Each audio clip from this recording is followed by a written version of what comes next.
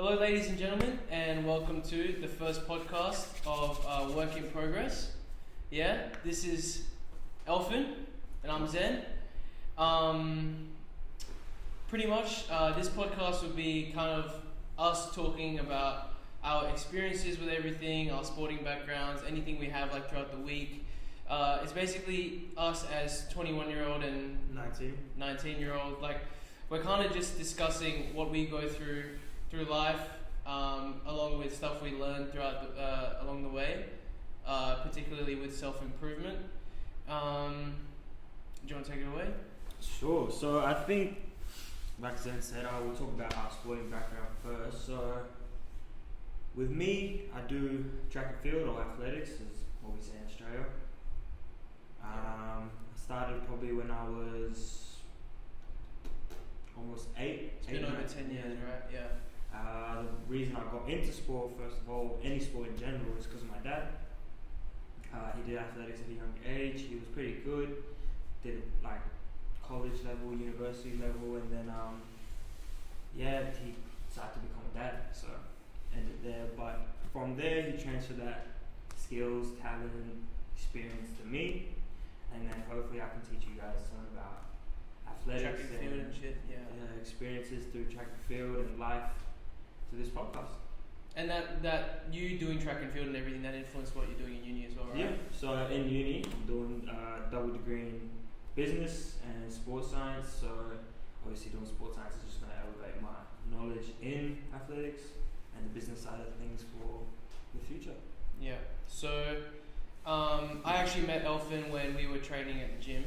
I saw this guy flying and I was like, my background is volleyball, so watching him jump the way he jumps, I was kind of like taken aback. You should see, like, this guy flies. But pretty much, I started volleyball when I was like 15, 16. 21 now.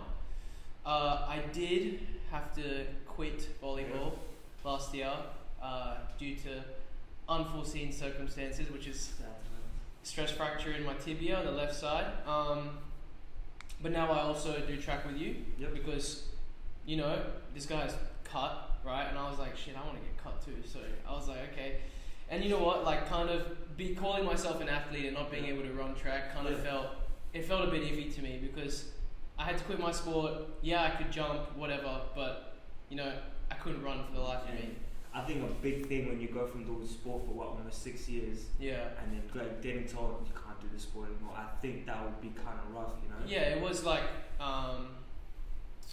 it was a big impact on me because I went from training however many times, like 4 or 5 times a week, to just cutting it all off and going on crutches. That was a big thing last year for me. Like, really impacted my mental health a lot. But it kind of led me down this journey of self-improvement where I was kind of like, okay, got to take care of myself now. Can't let myself go the way I had when I first got the injury. So, you know, like... Well, it was big. You know, like, if it's... We see it as a bad thing that happened, but at the end of the day, like, look at it in a positive light, it led to a lot of other things, and I'm enjoying track now as well. We're training hard. Yeah. Too hard sometimes, yeah. You also, your long jump as well? So in track and field, like it's track side and field side, so I specialize more towards the long jump side of things, but I am a sprinter. But I do sprint training in order to get better at my jumps, but I think... But you're fast as shit as well. I'm alright, you know what I mean, it's not bad. But the whole point of doing sprint training was to improve my long jump. So for those who don't know what long jump is, you pretty much run down the track, press down, and you just jump as far as you can. A lot of impact on the leg. So I could never. Did volleyball, bro. Yeah, but I can't do it anymore though. Imagine jumping off one leg now. That shit would break. It would be pretty rough. Let's talk about how we trained. So I remember you telling me this, like, because you've been doing it since you were how old? What was it, like 8, right? I remember this kind of resonated with me a little bit, where you were talking about how you used to mess around a bit with your coaches when you were 15, 16. Like, you were taking it seriously, but then sometimes, like, because you're so used to that environment, right, where you're training and everything.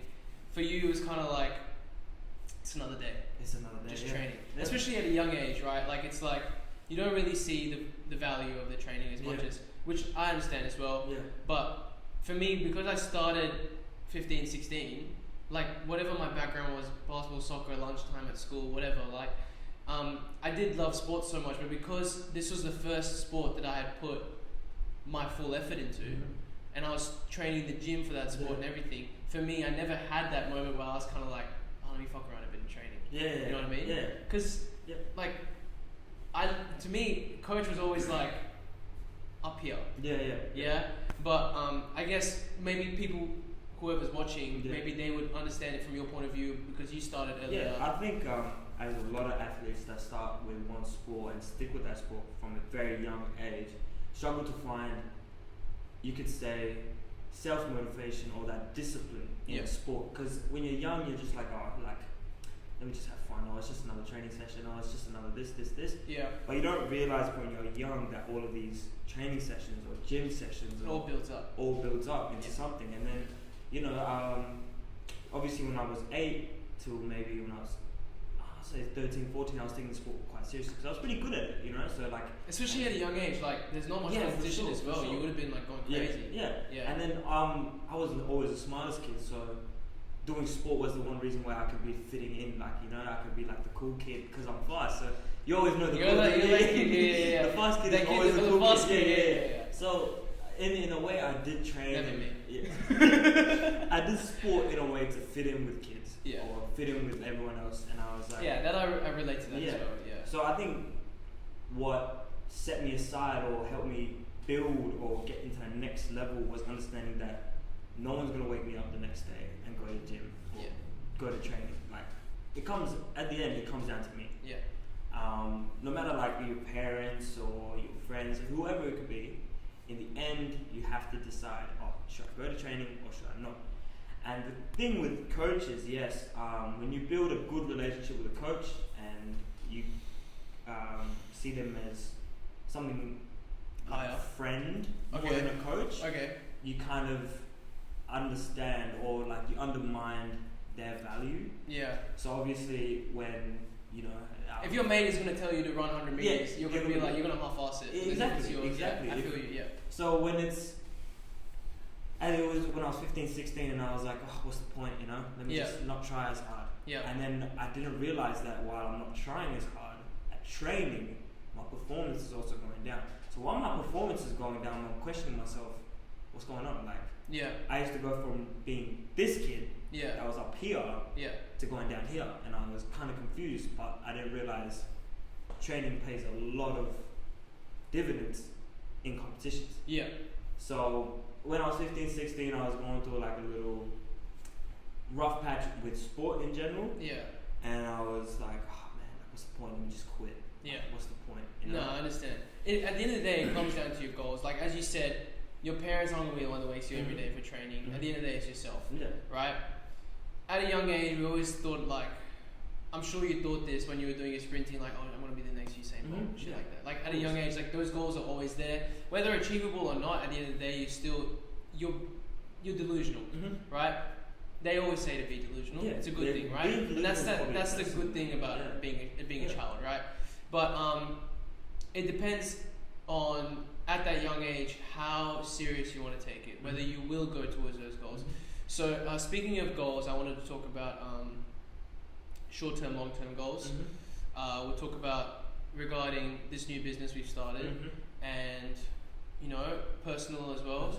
So for me, short-term goals right now, after the injury, my big thing, the only reason I'm doing track really is because I want to run to tell myself that I've healed from this injury. Yeah. This is quite a bad injury, right? So it's a mental thing, right? If at the end of the day I compete and I come first, to me, like, I know that I'm not going to be a track star, right? I'm slow as shit, you've seen it. But I know I'm not going to be a track star. So for me, putting in all this effort is literally just because I want to tell myself this leg is healed, right? After that, whatever I do, I'll cross the bridge when I come to it, right? Long-term goals, I I'm studying physio, right? I don't know if I mentioned that already, but I'm studying physio, third year. Graduate, right? So graduate Hope so. next year December. Yeah. Graduate. Then I don't really want to work in the physio field. Yeah. It's not really my cup of tea, I think, especially after doing this whole degree. But kind of using the degree to kind of coach others. Yeah. So we spend so many hours in a week in the gym, right? I feel like through experience and for so many years, experience and learning from other people, I think we could both be really good coaches. Yeah. Right? Especially because you are coaching right I'm now. already coaching. I've had experience coaching volleyball. You're coaching track, right? Yeah. Like long term, I want to coach people and like even kids, young athletes, so they don't make the same mistakes I did. The whole reason I had a stress fracture was because I was overtraining. Yeah. I was told I was overtraining, but I didn't like. I thought I was invincible, right? Like I felt the pain, but to me, like Just pain. the fun of training was greater than 100%. yeah. I think any athlete could agree with that. Yeah, exactly. Like there's still times when we're running track and I still feel pain, and I'm Yeah. like, I don't really want to tell coach. Yeah. Like I don't want to tell us. Yeah. Because I'm like, I want to put in the work. Yeah. Like it feels like injuries always feel like that thing where you kind of just you're dropping, you're going behind, you're taking 2 steps back. And you don't want to take those. You don't want to take those 2 steps back, exactly. But sometimes you need to. Take those So steps back. these are the type of things that I want to coach people in. Like we want to build a community with this business, and building this community could lead to us coaching this community as well. Like and them coaching us as well. Yeah. Right. At the end of the day, it's a work in progress. You That's know? exactly what it is. So yeah. Your short-term, long-term goals? Short-term goals, as I said, sprinter and long jumper. I think the short-term goals is probably, as I've just stepped into open men's, which the open men's would be versing anyone Over 18, right? So Yeah. I've just stepped into that. It's a whole different playing field. Everyone's big, strong, scary, and even though I've been. I don't think they can get big, strong, scary than you. To be Oh honest. man, this is cool. Even after 10 years of doing this sport, I can still say I get very nervous at competitions when I'm going to a different state to compete. Even just at state competitions, I get real nervous. So stepping into this new playing field with these older boys, I think my short-term goals would just be get a medal at Open Men's State. Yep. So Hard. just Wednesday, 10 days, right? 10 days from now. Shit. Yeah. So hopefully in 10 days you'll see a gold medal on my chest. Just wear it during the podcast. Yeah, I might have to. Yeah. I might have to. So hopefully that's the goal, just to get my name out there in the open division. Yeah. Long-term goals, like Zen said, the business, building a community, kids or older people, just making a two-way bridge so we both learn from each other. Yeah. Because even though we have experience, there's always more. There's always room to improve. Always room. Yeah. And I mean, we still get like we just did yesterday that new thing that Assad made us do. Yeah. The launch thing. Yeah. Now I've never done something like that before. So like it's you just always new, learn something new exercises. Like it's surprising to me that there's always new Something things to new to learn. learn. Yeah. And with the business, like I said before, mentioned before, a coach should have a higher value, respect. Yep. But I also think a coach can be a friend. Yep. Person that you can go for advice more than just training advice, just life advice, personal advice. You have that relationship with your coach. with right? my coach and anyway. And I want to be able to provide just that same service of like being able to create a community where you can feel safe to just come in, talk. You don't have to even come train, just come and talk to us, you know? Yeah. Look, at the end of the day, what I'll talk about first is I want to come back to that, but I want to talk about first why we named our business SPRC and everything. So SPRC is Spark. Yep. Right? Strive, prosper, reach, chase. Mm-hmm. Right? Look, I mean, those are 4 words that just worked. Yeah. Like it worked. It Made the did. spark. Like we want to make a spark in this community. So that's why we named it Spark and Work in Progress, because obviously we are a work in progress as much as anybody else. So as much as if we sound like we are... Yeah, we don't want to sound like we know what we're talking about. Yeah, like we don't. At the end of the day, 21, 19, we don't know what we're talking about. Right? So, We just give whatever we can, and I'm happy with that. Because look, now what I was going to say was, long term, my whole thing, like before we even thought about this whole thing, my whole thing was, we've been to many gyms, Yeah. right? I want to have a gym that has a really good community, right? But also, it's not just for strength, Yeah. training, everything. There's this whole mental health side as well. So building a community that takes care of each other, that's really important. Yeah. Like, the gym wasn't there for me when I've injured my leg, Yeah. right? My boys were, Yeah. you know, family, you know, significant others, whatever, Yeah. right? Yeah. That's how it's going to be always, right? So, my point that I'm making is, I want to help. Well, I wanted to help. It's the same thing. Young, mostly men, because you know that's what I resonate with, right? Women as well, whatever. Young men grow up to be the people they want to be. Yeah. Right? Rather than going down a path that they don't particularly want to go down. Hygiene, mental health, Yeah. you know, strength, being that guy. Yeah. Teach him to be him. Yeah. You know what I'm saying? Sure. So that's what I think. It's a proper way of saying my long term goals. You know. Something about Zen said about how we met at the gym. It was actually during a time where I actually got injured. There was a point in time where, you know, I seen Zen at the gym. He's lifting weights. I was like, oh yeah, this guy's strong. And then, but there was a point in time where I was injured and he was both injured, and this is where we really connected. And what we found, right? I did my hamstring, grade 2.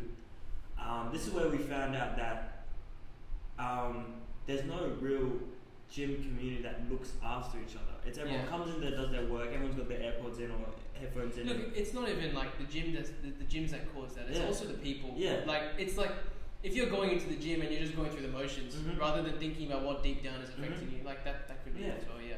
And like I said, me and Zen built a really good connection. We were deciding, like, thinking about the future, and we were like, oh, we could do this together, this. And then that was just from gym, and we realized, wow, like, gym could cause and create so many friendships. Yeah. This business idea. Yeah. And at the end of the day, you're with your training partner, you're with your community, pushing yourself through some immense pain. I think the whole point of that gym, or during that time, was for this to happen. Like, this was supposed to happen. And so, in a way, like, that injury was a blessing to both of us. Yeah. I only see that injury as a blessing. Yeah. Because, to be honest, like, playing volleyball the way I was, at the level I was, at this height, I don't think volleyball was supposed to be played at this height. Yeah. It's really taxing on the body. Yeah. Like, regardless what you say, genetics, whatever, I was putting in work. Yeah. Right? Maybe too much work. Yeah. But I needed to put in that work to play at the level I was. And for me to improve, I had to keep going, and my body got pushed past its limits. Yeah. And it was telling me that. Yeah. Right? So, me quitting volleyball, not exactly a bad thing, as much as I miss the sport. Right? 100%. Like, yeah, I miss it a lot. Yeah, you know, but like, it's still a good thing. It's had this whole domino effect that's come out of it. That's led to this. So I'm happy with this. So that's one of our goals, I reckon, to build a community that helps kids not just like get stronger, get better at their sport. One, build friendships. Yeah, that's a big thing. Build friendships is huge. Because of this friendship that me and Zen have now, we have a business idea that we want to take far. And not just that, I think when I went into the gym, as much as like I was injured and I was, in a way, I was depressed, sad, I wasn't feeling the best, I would go in there and I'd always leave happy, knowing I could always vent my stress through gym and I could talk to my friend. Yeah. So that's what we want to create. I think that's something that's lacking right now. Yeah. Everyone's just going to gym. Well, especially in Perth. Like, Perth is a relatively small city, and I still feel like there's not much of a community. There's not really. Maybe we're left out. I don't know. Maybe, but you know. Yeah. Yeah. Look, like, going to the gym, you know, you're putting yourself through the stress, whatever the end goal is, right? Maybe it's get stronger, more explosive, whatever. Even when we were both injured, uppers every day. Yeah. Right? Every day. It's just how it is. Right? Maybe put on a bit of size. Now, I want to ask you, that all comes down under self-improvement, Mm-hmm. right? So what puts you down this path of self-improvement? Because I know as well, Yeah. right? You love reading the books, Yeah. right? You got me on them, Yeah. right? What made you want to go down this path of self-improvement?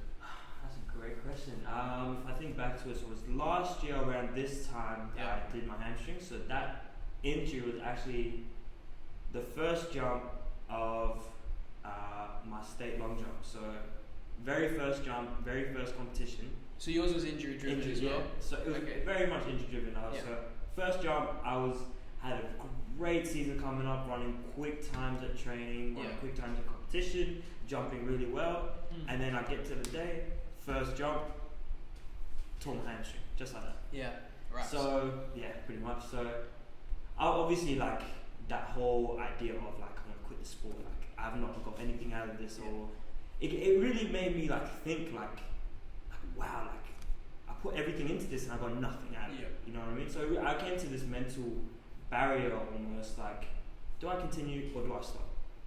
And I could just see myself like in my head or how I was after I was drinking a lot. I remember. I was drinking a lot. We were both drinking a A lot. lot. We were drinking a lot. We were partying a lot. Yeah. And this is all because I got injured. Yeah. So I see myself going down one way, and that old me just like looking at me in the mirror like, what are you doing? Yeah. You what's put the- on a bit of weight as well. bit of weight. Yeah, Yeah. I was a bit chubby, you know. Yeah. So then I don't know, one day I woke up and I just saw myself just looking in the mirror like, is this who I want to be? Yeah. And my sister actually had a book. It's actually right. Which one? Ooh. Which one is it? How bad do you want it? How bad do you want it? How bad do you want it? That's That the was the question. book. Yeah, it was literally. I saw the book. How bad do I want it? I was asking this in the mirror, and I think a lot of young men or young women like just look in the mirror and say like, what's wrong with me? Or like, The main question is firstly, what do you want? what do you want? A lot of people don't know that. What, yeah, Just a lot of going through the people don't. motions, Yeah, like I said. yeah. Every day wake up, just go to work, come back and go. Yeah. Like Life there's is no more than purpose. that. Yeah. Yeah. Exactly. And then I looked at myself that day and I was wondering like, what do I do? You know what I mean?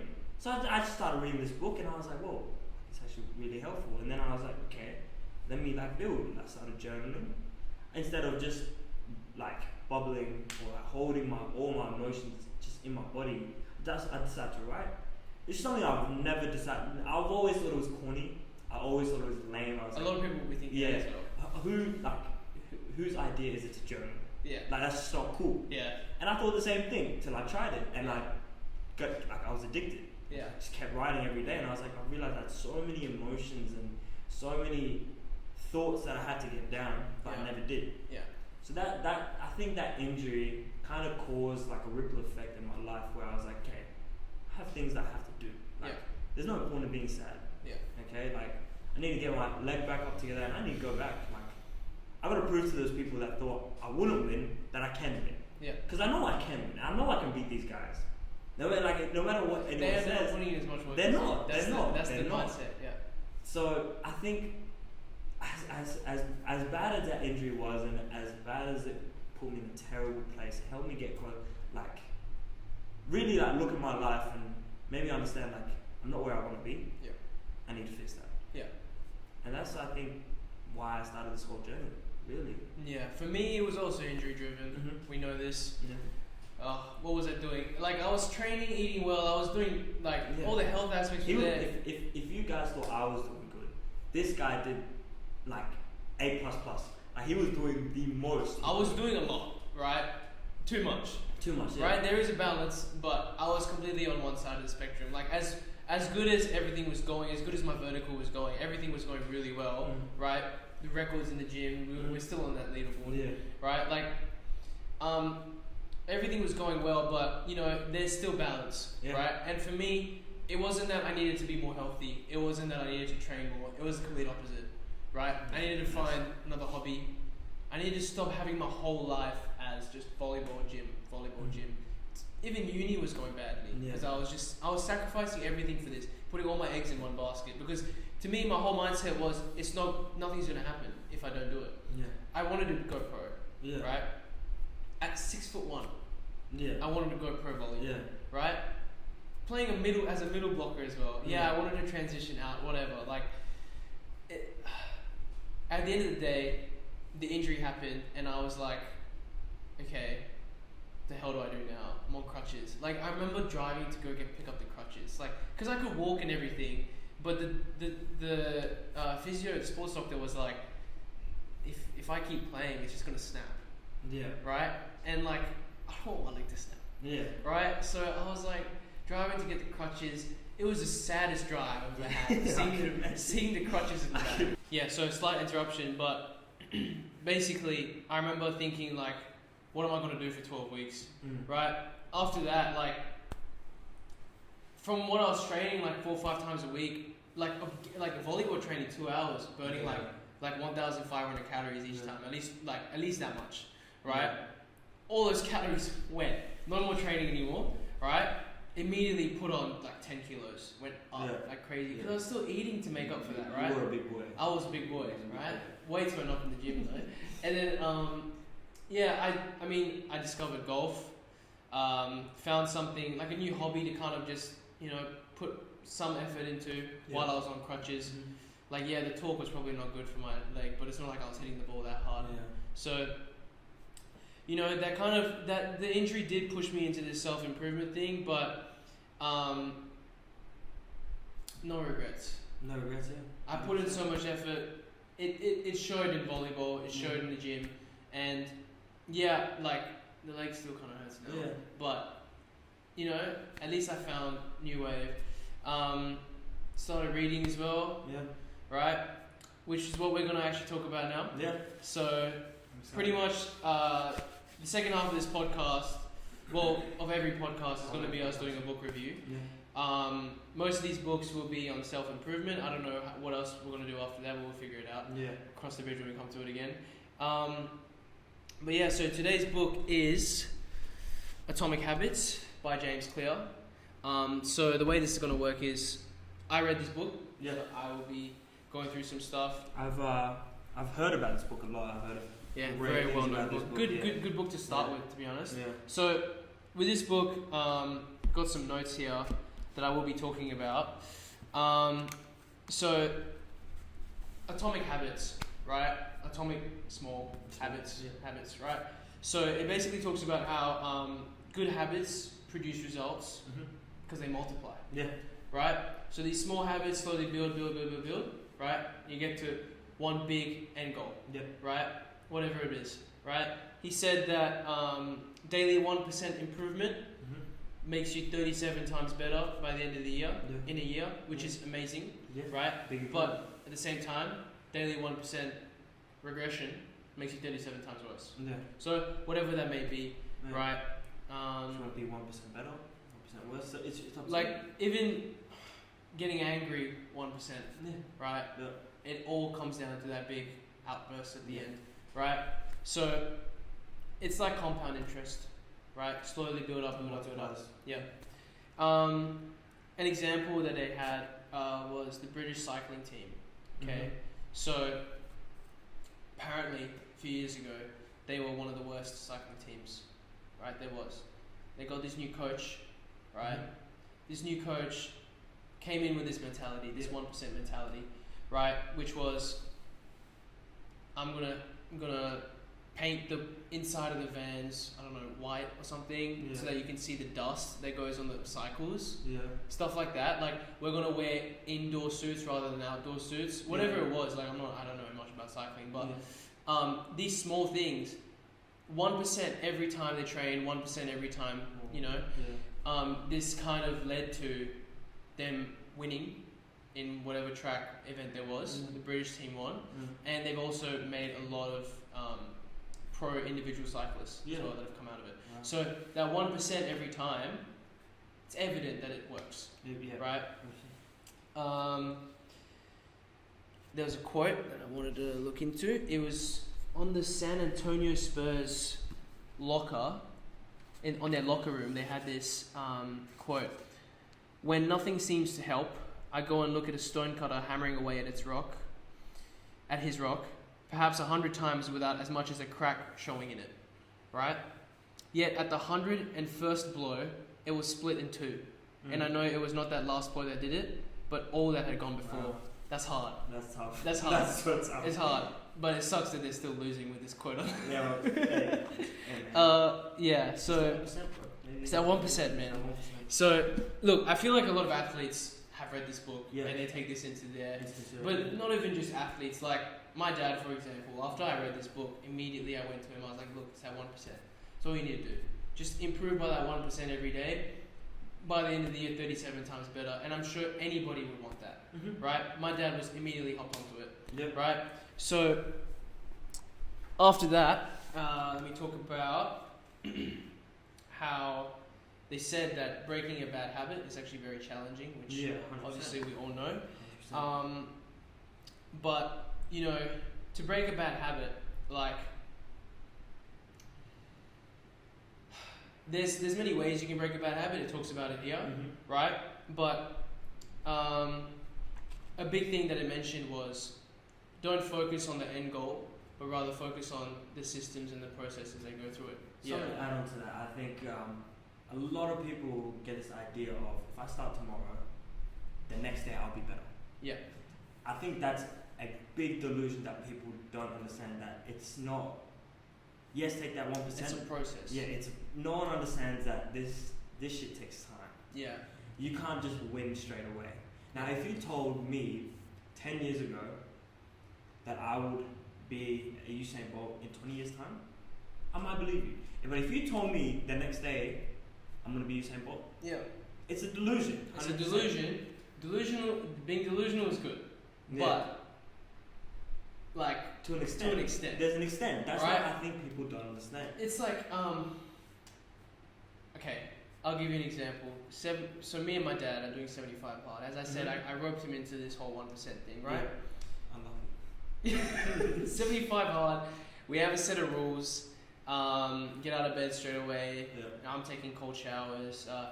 Follow the diet, the gym routine. You know, all these things. Take the photos. You know, I've done this before, Yeah. right? I did this last year, but I stopped at like day 60 or something because I had relatives come to Perth. So Everything changes it. yeah, everything changes. You know how it is. So I started again, and look, how many days has it been? I think it's been over a week now. The thing that was really funny to me that leads in from your point is Dad expected weight loss like Straight away. Yeah. I was like, dude, come on, like yeah, okay, he lost a hole in his belt. Yeah. He went a hole deeper. That's yeah, a W, props. that's a W. But you know, it's a really long process. Yeah. 75 days is not enough either, It's not. right? It leads me to my next point actually. You do have to enjoy the steps. Yeah. You have to enjoy the steps of the process. This is it says it in the any athlete should know this. If you don't enjoy the process, you're gonna quit. Of course. I think that's something that If somebody told me I have to train 2 hours, like 4 times a week, and I have to burn 1.5k calories, I'm gonna be like, no way. bro. Yeah. Right? But it was volleyball. I enjoyed it. I enjoyed the steps. This is why I want to bring you back when I was 14, 15. Yeah. This idea of coming to training every day when I could be out with my mates, I didn't enjoy it at the time. Yeah. But I could see, even though I was young and I was like, whatever. Yeah. Fine, I could still see that like I'm getting quicker. Yeah. I'm getting better. Yeah. I can see it. I can see it coming. And I'm like, okay, maybe I'll just go to even though I was going through the motions, that 1% of me going to training, that led something. Dude, even like when I first joined you guys, Yeah. right? You were there, but no, I didn't really know anyone. Yeah. Right? I didn't know Caleb Josiah. I didn't Yeah. know any of the boys. Right? But now, like at first, I really hated track. I'll apologize. Yeah. For me, like, look, I played a team sport for so long. I really did want to go into something individual, right? But this was so difficult. Athletics is one of the loneliest sports. It is so hard. It is so like lonely. I was running and I was like, what the hell am I doing? Like I was hurting myself. I was Yeah. like, what am I doing here? I think what team sports gives you, no like disregard to team sports. A lot of it, if you mess up something, your friend can help you out. Easily, if I'm there in the position ready to dig the ball and I don't dig it, my libero is right there. He's got me. So you have not accountability. At the end of for the your day, actions, we lose together. Yeah. In track, you lose yourself. But you win yourself. You do. And you win together. There's a difference. I think as much as I have a love and hate for the sport, it's taught me a lot of things about life. I can intertwine athletics and life together. Like if I mess something up, I've got to be accountable for that. Yep. If I didn't go to training and I lost the next week, that's because of me. Yeah. That's the same thing with uni. That's the same thing in work. Yeah. If I miss a work day, I get paid less. Yeah. That's my fault. If I don't study that day and I get a bad result, it's my fault. Yeah. But in the same sense, if I had studied a little bit more and I get a little bit better result, it's because of me. So I think that's what a lot of athletes need to understand, that patience is a virtue, that you have to be patient with your sport, and you have to enjoy the process. Yeah. Without enjoyment, I think like everyone would just quit. Yeah. No, you're right. Yeah. Speaking of the process and everything, a big point that I really love from this book was identity-based habits, right? So there was a diagram that's in the book, which I highly recommend you guys read, by the way. There was a diagram in the book that showed outcome-based habits, identity-based habits, right?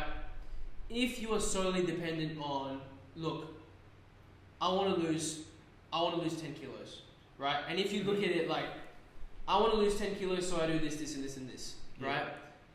A majority of the time, I'm not saying you will, but a majority of the time you will fail because it's an outcome-based measure, right? It's an outcome-based habit, right? You want to do this just because of this. Yeah. If you spend maybe 6 months doing this thing and you still don't reach 10 kilos lost, right? Okay, it's a bit long, but if you still don't reach it, right, you're just going to give up because you're basing it on the outcome. Yeah. But there's a difference between that and identity-based. If you tell yourself, I'm a healthy individual, you know, I wake up every day and, you know, I like waking up at 5 a.m. Yeah? I like doing this. I like taking cold showers. You know, I'm the type of person to take cold showers. The difference is that 1% is going to be changing every day. Right? And you might even reach your goal faster. You know, you're basing your goals on that, which is an outcome-based measure as well. But you're changing your identity, right? A big thing, I remember even years ago, my sister, like, look, I was good at maths growing up, right? My sister's terrible at maths, right? And I remember my parents always telling her, like, look, my mum would always say, because my dad was always good at maths, my mum was terrible at maths. My mum would always say, oh, she's got my genes. You know, like, she's bad at maths because you know, I was bad at maths. It was, I feel like, now, this, I may be not right here, but I feel like my sister being bad at maths was because she went in with that mindset that I'm not going to be good at maths, right? There's a lot of times where she does really well in a test, but then she'd think of it as lucky, right? That's identity based. You have to change your identity. An example is the one that they gave is a smoker's identity, right? You have two people that have quit smoking. One, you offer them a cigarette. One person says, "Oh, I just quit, right? I don't want to smoke anymore." Right? The other person says, I'm not a smoker anymore. There's a difference there. I'm not a smoker, I just quit. Right? You feel me? The person that says, I'm not a smoker anymore is more likely to get rid of the addiction than the other one. 100%. You feel me? I agree with that. So that was a big thing that I realized. And it also leads to that thing that, what was the book called? What was it called again? How bad do you want it? Identity-based could also be, what do you want, right? Who do you want to be? It's that whole self-improvement thing comes from who do you want to be. Change your identity so it leads to that, right? I have to tell myself I'm a track athlete. As funny as it sounds, me running how slow I am, I have to tell myself I'm a track athlete, I have to warm up like a track athlete, I want to put in 110% like a track athlete, right? So that's what... You know, that's my way of identity change. I don't know if you've... I think having that mindset, you kind of prevent yourself from cheating yourself. This idea of, okay, if I had a bad day, let me not train hard. Everyone has bad days. If you had a bad week, those bad days can lead into a bad week. Those bad weeks can lead into a bad month. That bad month can lead into a whole year. So is that going to give you an excuse that you're for your athletics career or whatever career it may be, that can be moved back into life. You have a bad day, don't let that be your whole week. Okay? Or if they have a bad week, don't let it be your whole month. So if you have a bad day, what do you tell yourself? if I have a bad day at work, which I'm most of the time I really do, it's at 40 degrees. I don't want to go to training. Yeah. I'm going to go. What do you tell yourself? I'm him. I'll be there. I'm that guy. I'm that away guy. from work. I'm coming from work. I'm going to train. If I die, man, I die, bro. If I die. Yeah. So another point they made: make it automatic. Make your habits automatic. It should be kind of like, look, I go take a shower. Yeah. Automatically, I go to the cold section. This is just for the cold shower. I'm not saying everyone should take a cold shower. This is just for my 75 hard. This is how it's been. Yeah. Right? And it's been great taking cold showers in this heat. Yeah, I agree. In this heat, Jesus. I can't imagine what it's going to be like in winter though. But, taking cold showers after training, it's kind of nice. It is. Look, it kind of leads to this. I also want to talk about my diet, right? Eating so little calories. It was difficult at first because the reason I'm doing this, I put on a lot of weight during the holidays, right? Went for a holiday, everything, you know how it is with family. Like I'm gonna do it, right? My dad also wants to cut, so we started this diet. I'm not gonna talk about it now, but basically, I felt that during the first week it was the most difficult thing. 100%. Right, because I was eating like over 2.5 a day. Yeah. Bro, the amount of cheese I was consuming on the holiday, so for me, it's kind of become automatic now. I wake up, have my protein shake, I make my egg whites, whatever, right? Like it's become that process for me now, and I love that process because I feel good inside, right? Like digestive system, like my skin, just everything. Body in general. My body feels great, right? So that's making automatic, right? There's this habit cycle they have: cue, craving, response, reward. There was an example about like biting your nails and stress. I can't really remember it right now, but you have an increase in stress, right? The craving is you want to bite your nails. Your response is maybe, I don't want to bite my nails. Yeah. Right. Just cute, just the. Yeah. Okay. Yeah. You know that people bite their nails when they're stressed, right? Like my response is, I'm not going to bite my nails. The reward is, I feel good that I didn't bite my nails. Yeah. In turn, it can have the opposite effect, right? I bit my nails as the response. The reward is, there isn't a reward. I feel like shit. Yeah. Right, my nails are hurting, whatever. Right, you feel me? So that's that habit cycle that they said you should try and make that habit cycle for yourself. For yourself, yeah. Right? Now there are 4 laws that it talks about. First law about making the good habits is make it obvious. Second law, make it attractive. Third law, make it easy. Fourth law, make it satisfying. Right? We've already talked about making it satisfying. My body feels great. Right? Making it easy. If I had to crack an egg every morning and remove the egg yolk and shit, you know what I mean? It'll be hard. If I had to, it's long day. It's a drag, Just put the egg whites back in. Yeah. Right? Make it easy for myself. Yeah. Right? Make it attractive. Why do you want to do it? Look, I'll go into all of these. The first one is make it obvious. Right? What's important is awareness. Right? Awareness is really important, right? You have to catch yourself with those habits. Yeah. You know what I mean? So, biting the nails again. You catch yourself doing these things because everything's automatic.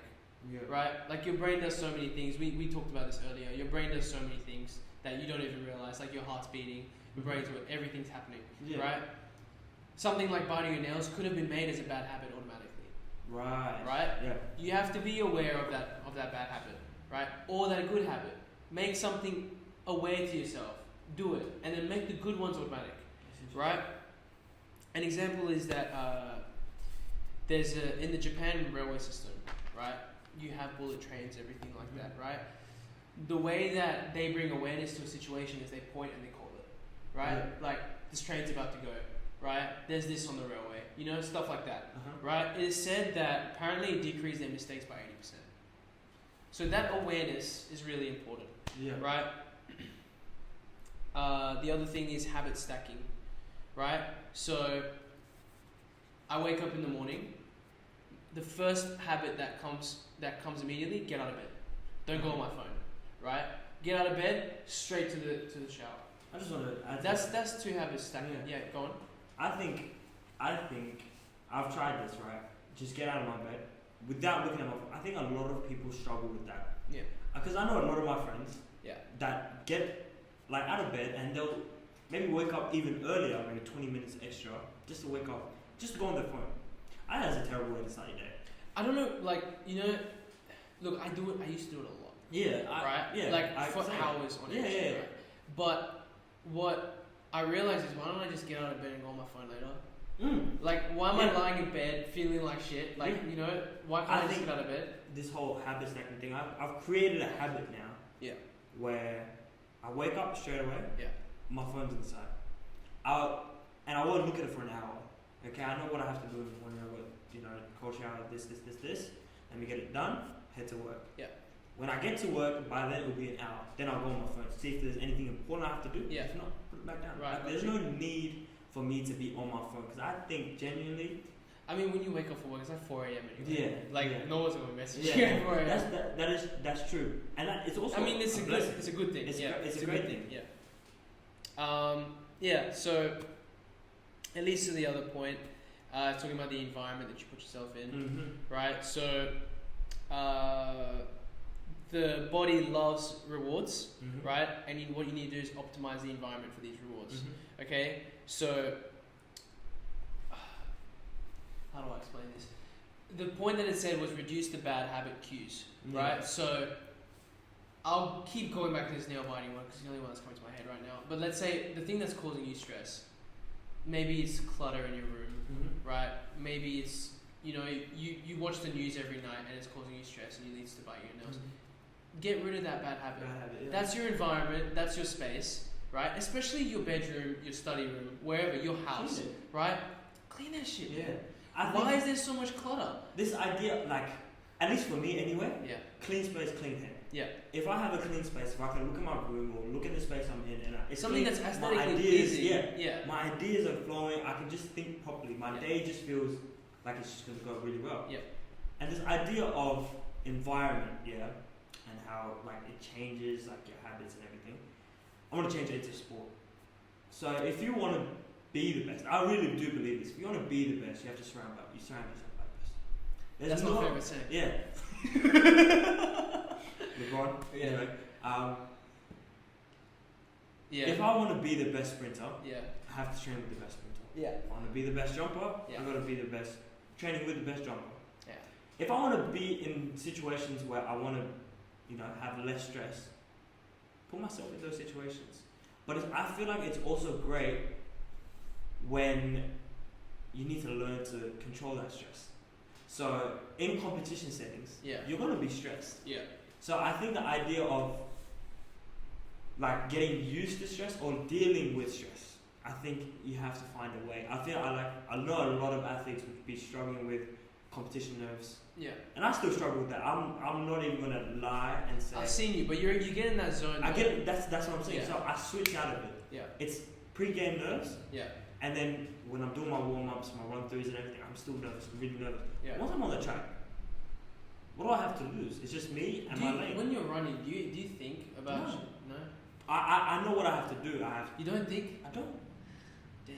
Because in my head, if I start thinking about my arms are too tight, my legs are not going up, everything will freeze. Yeah. And I'll start to go. I think that's what I started. Like our coach has been telling me. Yeah.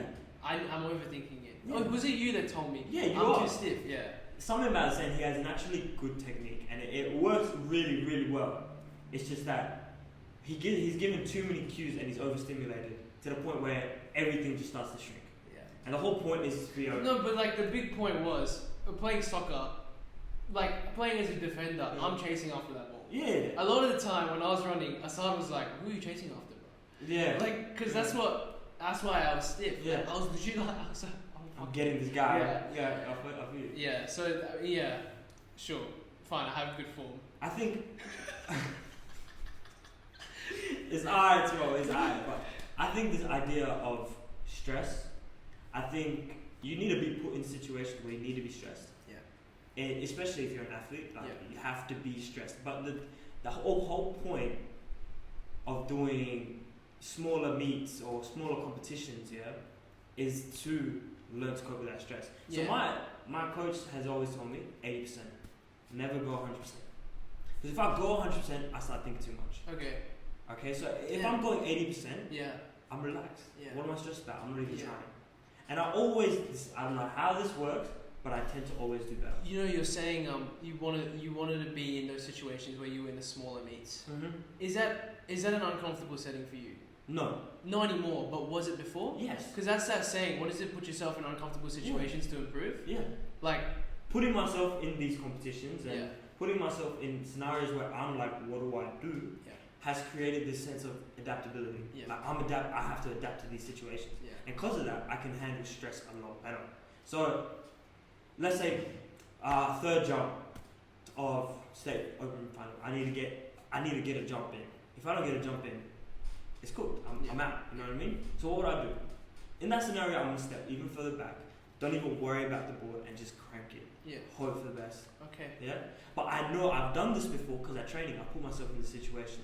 I've thought about it as a competition. In training, do you go 80% or do you go 100%? 80%. 80% still. For me personally, if I go anything more than 80%, I'm overdoing it. Okay. As in, I'm overthinking it. Yeah. I'm overdoing my body. Okay. But if I'm staying relaxed, I'm doing better. Yeah. I think that's something that a lot of athletes need to understand is if you're going. Because everybody gets told to put 110%. Everyone's getting told this, yeah? But then it can lead back but to... maybe going 80% is putting 110%. It is. So it's like a... It's like a cue almost. Yeah. So if you, let's say you just went 80% at training, in the sense, okay, I'm gonna get my technique side of things right. I'm still jump as high as and everything, but in your head you're like, I'm only going 80%. Yeah. So naturally your body's like, oh, chill. I feel you. Okay. Because I genuinely think mind over matter is the biggest thing. Yeah. The example they had in the book was American soldiers were in Vietnam, right? They got addicted to heroin. Heroin was easy access there. Yeah. You know, they were in a war-stricken environment. They needed the heroin armor, man. Like they got addicted to it, right? Yeah. They came back to America. They're in this environment where heroin's illegal, everything. They had no side effects of like withdrawal symptoms and stuff like that. They had nothing, and they weren't addicted to heroin anymore. Yeah. Which to me was like crazy. Yeah, that sounds crazy, right? It It sounds untrue. Yeah. But it's what they say. Being in that environment puts you in that state where you want to take heroin, all this stuff, right? They got pulled back. They didn't need it anymore. Which is like heroin's like one of the most highly addictive drugs. Yeah, that's it's crazy, right? But it's the example they gave in the book. So, the next one is that's make it obvious, right? Yeah. Be aware. Make your environment, have the cues. You know what I mean? Make it attractive. So, making it attractive is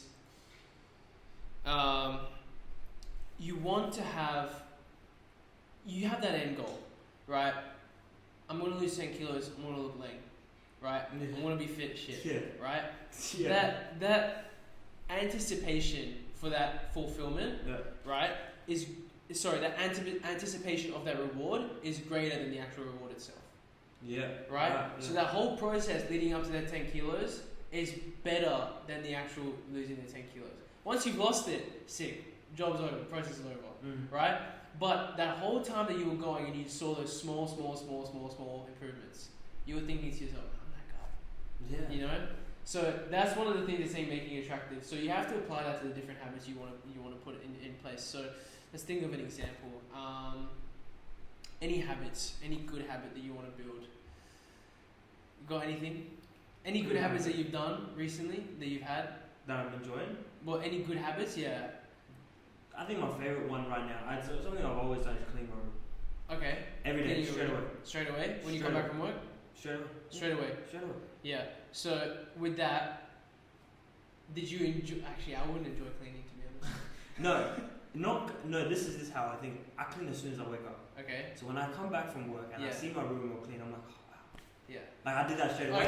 Okay. I But that's the fulfillment, though. Yeah. Right. There's another way we can look at it, though. If you're cleaning your room, right, every day, right, you've been doing the same habit every day. Yeah. Right. What's the end goal? Clean a mind. Right? Or you don't have to clean it all. It's too bad. Right? So it doesn't get too messy. It doesn't get too messy because you do this small every day. The reward is that you'd never have to do that big cleanup, right? But the anticipation of that reward, the thought that I'll never have to do the big cleanup is what's actually driving you to do it. Even a small anticipation. Sometimes like I finish work, I'm that tired and I just want to lay on my bed. That's making and I'm like, I'm excited to go home and just sit down. Yeah. Because my room is clean, everything is clean. I That's can it. You're sit, making it read my attractive book, for yourself. I'm cool. That's it. I'm cool. I get you. All right, that's a good example. All right, next step, make it easy. Right? So he was talking about motion and action, right? Like, let's say we just planned this podcast. Yeah. Right? We spent this whole time, we've done this flooring, everything. Yeah. Right? My God, what a pain in the ass. But anyway, right? That whole thing was motion.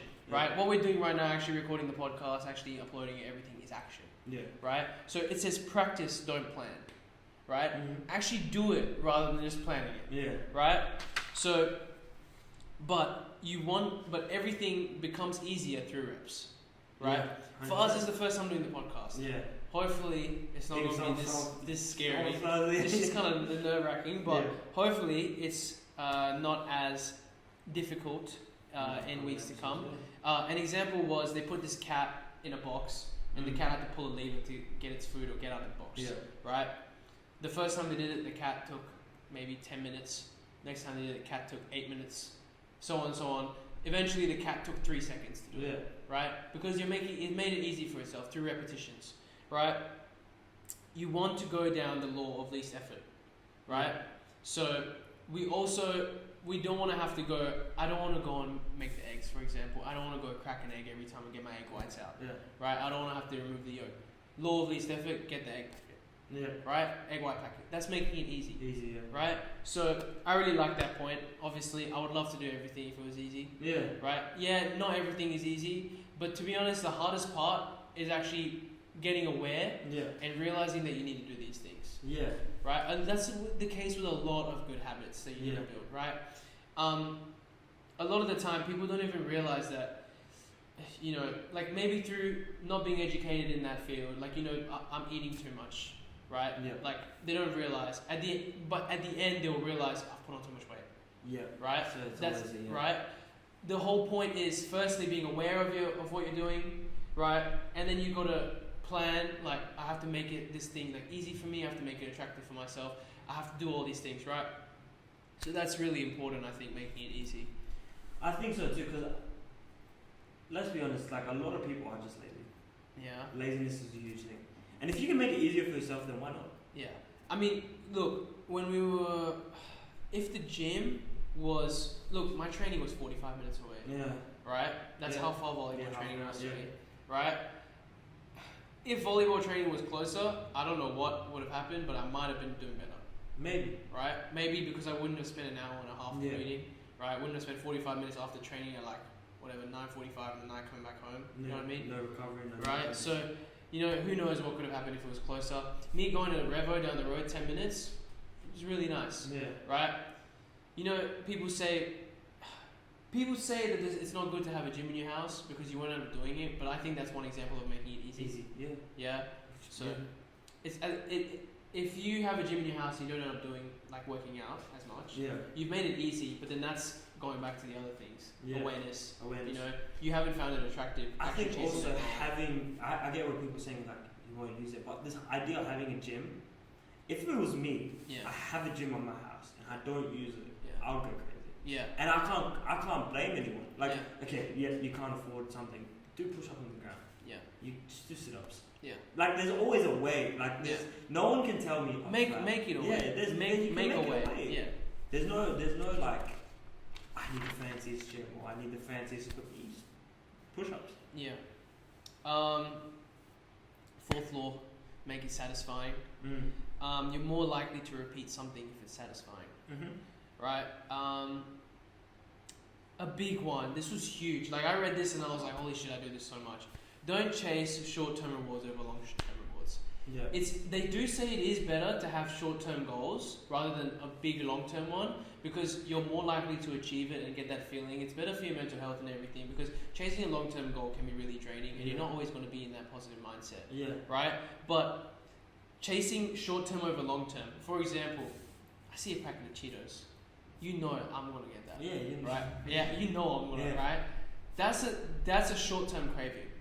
I'm thinking like short-term, like, the taste is going to be amazing. Yeah. Right? What I think a lot of the time is that's Future Zen's problem. Yeah. That's a big mistake I make a lot of the time. Future Zen's problem. Future Zen will deal with it. Yeah. It's better to deal with it now. Right? So, pointing on out to that, I think Yeah. if you these like short-term goals, Yeah. those like it's not really a goal at the end of the day. It's a bad habit. Those Yeah. bad habits will The start to cravings, pile they'll up. catch up. It'll start to pile 100%. up, and I think And I always think that's Future Zen's yeah, that's Future Zen's problem will be quite big. Yeah. It will be huge. It was really big. Yeah. I was really big. yeah. Yeah. Yeah. But An example is, okay, if you sacrifice the short-term cravings a bit, right? This is like kind of the inverse, right? Short-term cravings you sacrifice a bit for the long-term craving. It kind of leads to this point that it made. I don't know if, actually no, I do know.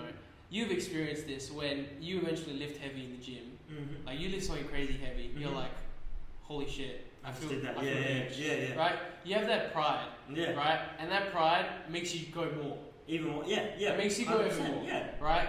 That pride is a long-term thing.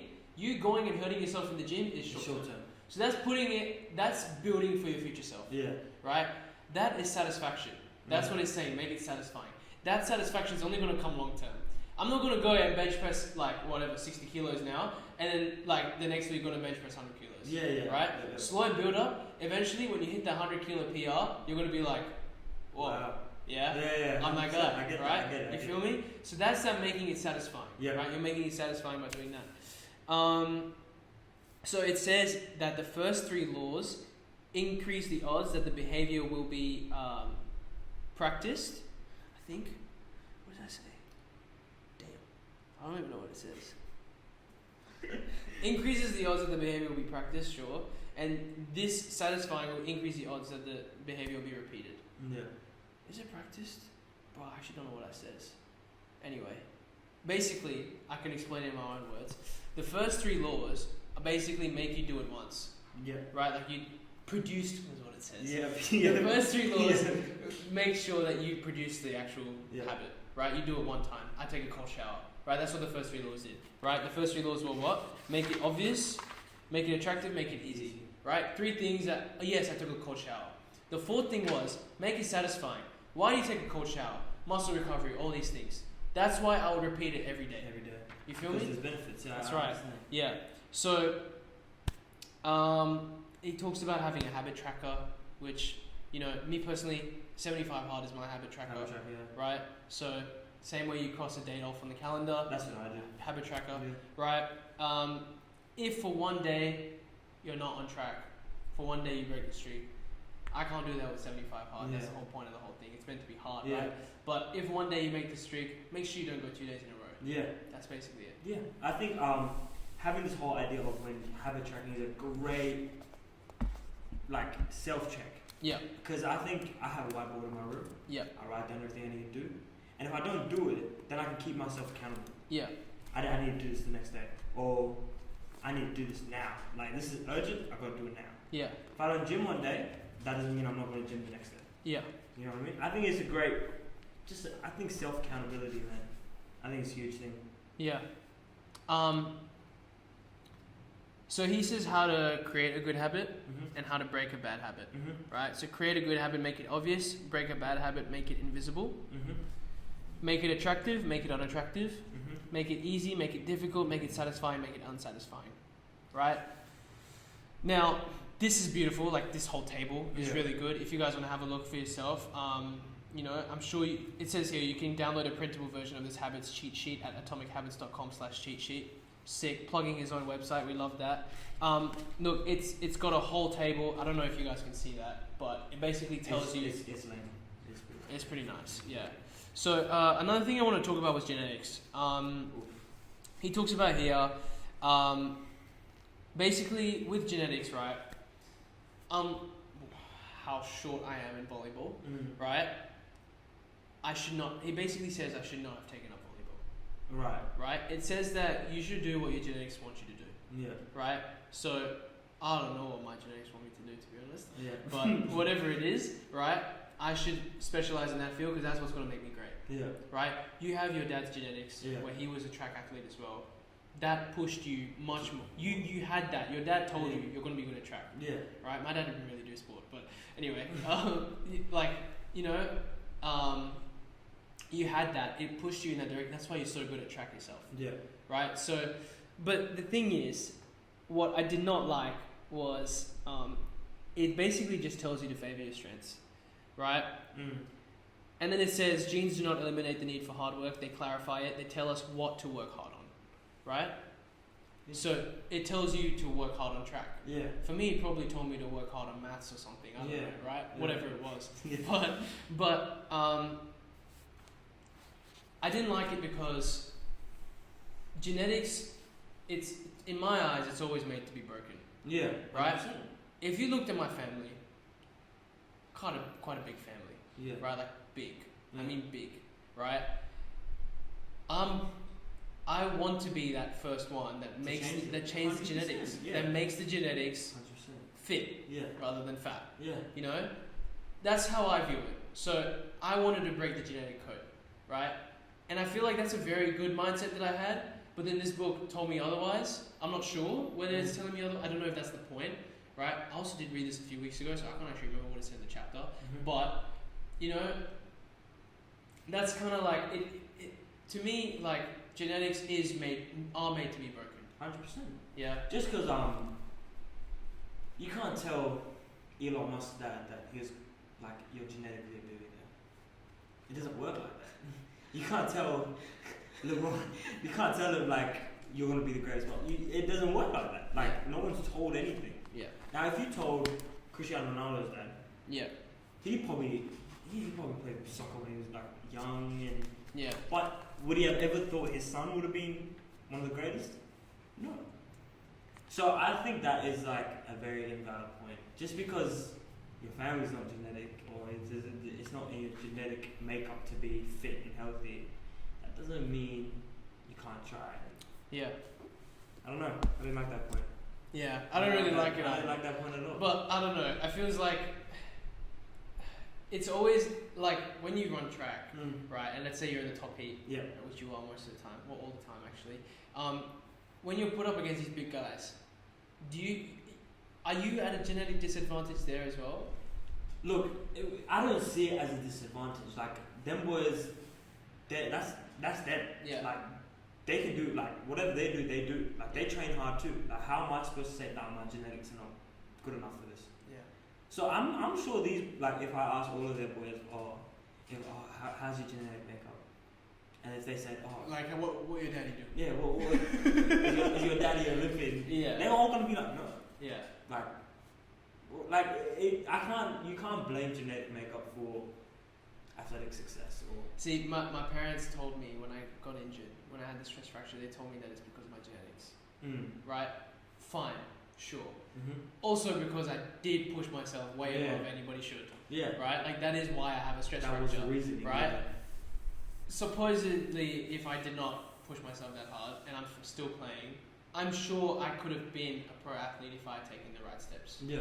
If I had made the right decisions at the time. Yeah. I don't think it comes down entirely to genetics. I don't think so either. I'm sure if you told top sprinters or top athletes in general that if your daddy's genetics are not good enough or your mom's genetics are not good enough, you're not going to be here, they would be laughing at you. Like, yeah, I mean, The point that it made was that you should do what you're good at. Yeah. Right, really chase what you're good at. For example, with Michael Phelps, have you seen his torso? Yeah. It's crazy, right? Yeah, he was built for this. Yeah. Right, and that's why he's so good at it. So that was kind of the whole point. In saying this, Usain Bolt, 6'4", freak of a man. Yeah. He is genetically gifted, but a lot of sprinters would say he had the worst start. He did. I saw this. Yeah, his reaction time wasn't good, right? Because he was too big. He was too big. He was too tall, too much way too long limbs, and it's not worth it. Yeah. So everyone told him not to do the 100 meters. Yeah. His coach even said, "Don't do the 100 meters. You're Crazy. too tall. You know you're gonna have a bad start. You're not gonna have this. Do the 2 and 4." He was like, "No, I don't want to do that. I want to be the guy that does the 100 and 2." And look what happens. He gets the 100 meter world record. He gets 200 meter record. If he really wanted to, he might have got even the 4. Because genetically, he was better than 2 and 4. Because he's bigger. Yeah. So it is that because he had the bad start, but he has more time to catch up? Okay. So he makes up for it. Don't get me wrong. But his time could have been even better. Yeah. If he wasn't at the disadvantage at the start. Okay. I feel you. So You know, it's got its pros and cons. Like, Yeah. Well, look, this was Atomic Habits by James Clear. Look, great book. I would recommend reading it. I do feel like, however, a lot of these books that we're going to be talking about coming up do have a lot of the same points, right? Fine. Maybe that tells us that it is easy to a improve lot of yourself. people have the same ideas of what self-improvement is. So. One of the books I read literally quoted this book, and I was like, what the hell? A lot of these books intertwine, Yeah. but they still have, I think, all of the different ones that we're going to talk about in the future have very different key points. Yeah. Which would be interesting to talk about, I think. Yeah, I mean, there was really no need me plugging this book, to be honest. I'm sure everybody's heard about this. It's a bestseller. If you're going to watch this, you'll hopefully have watched it. So. Yeah. Well, great start, first episode. Yes, sir. Yeah, happy with this. Look, SPRC, Spark, right? Happy to start. We're going to try post these gym videos as well. Yeah. Right? Try and build a bit of a community here. We'll try to show you guys, like, his old volleyball. If I have any, I don't think. I hope he does, because this guy was actually really good. I don't know, man. And then we'll try to post some gym content, some athletics content, hopefully some golf content. Golf content, look, I'm not that great, alright? My handicap's terrible, okay? And then, because he's doing golf, I might do some boxing content too. I want to start with boxing as well. Yeah. Because, look, it's that solo sport, Yeah. right? I really want to just push myself, like, as an individual rather than And we're going to do general life videos too, like showing you guys what see how it goes, to be honest. Like, we'll just see where this takes us. Yeah. But, yeah. Sick. Amazing. That's right. What do they say? Like, subscribe. I don't know, man. We haven't even made the YouTube yet. We haven't even made anything. Yeah, so we'll figure it out. Alright, well, that's it. Thanks, guys. Thanks for listening. Peace. See.